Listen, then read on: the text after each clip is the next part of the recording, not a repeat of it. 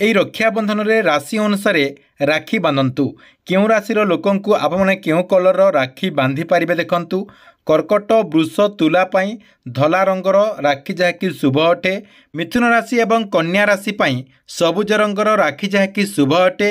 ମେଷ ରାଶି ଏବଂ ବିଛା ରାଶି ପାଇଁ ଲାଲ ରଙ୍ଗର ରାକ୍ଷୀ ଯାହାକି ଶୁଭ ଅଟେ। କୁମ୍ଭ ଏବଂ ମକର ରାଶି ପାଇଁ ନୀଳ ରଙ୍ଗର ରାକ୍ଷୀ ଯାହାକି ଶୁଭ ଅଟେ। ଧନୁ ରାଶି ଏବଂ ମୀନ ରାଶି ପାଇଁ ହଳଦିଆ ରଙ୍ଗର ରାକ୍ଷୀ ଯାହାକି ଶୁଭ ଅଟେ। ଏବଂ ଯେଉଁମାନଙ୍କର ରାଶି ଯାହାକି ସିଂହ ରାଶି ଅଟେ ସେମାନଙ୍କୁ ଯାହାକି ଆପଣମାନେ ଗୋଲ୍ଡେନ୍ ରଙ୍ଗର ରାକ୍ଷୀ ପିନ୍ଧେଇ ପାରିବେ। ଯେଉଁମାନଙ୍କୁ ସମ୍ପତ୍ତି ଦରକାର ସେମାନଙ୍କୁ ଯାହାକି ରିସ୍କ ନେବାକୁ ପଡ଼ିବ।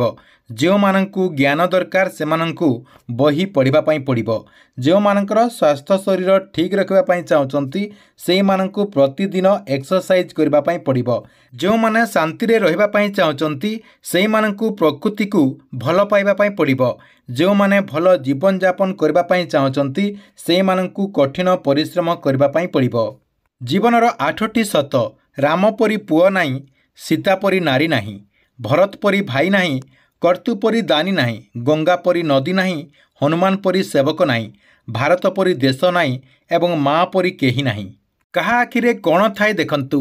ମା ଆଖିରେ ଥାଏ ମମତା, ବାପା ଆଖିରେ ଥାଏ କର୍ତ୍ତବ୍ୟ, ଭଉଣୀ ଆଖିରେ ଥାଏ ସ୍ନେହ, ଭାଇ ଆଖିରେ ଥାଏ ଦାୟିତ୍ୱ, ସ୍ତ୍ରୀ ଆଖିରେ ଥାଏ ପ୍ରେମ, ଧନୀ ଆଖିରେ ଥାଏ ଗର୍ବ, ଗରିବ ଆଖିରେ ଥାଏ ଆଶା, ବନ୍ଧୁ ଆଖିରେ ଥାଏ ସହଯୋଗ, ଶତ୍ରୁ ଆଖିରେ ଥାଏ ପ୍ରତିଶୋଧ, ସାଧୁ ଆଖିରେ ଥାଏ ଦୟା।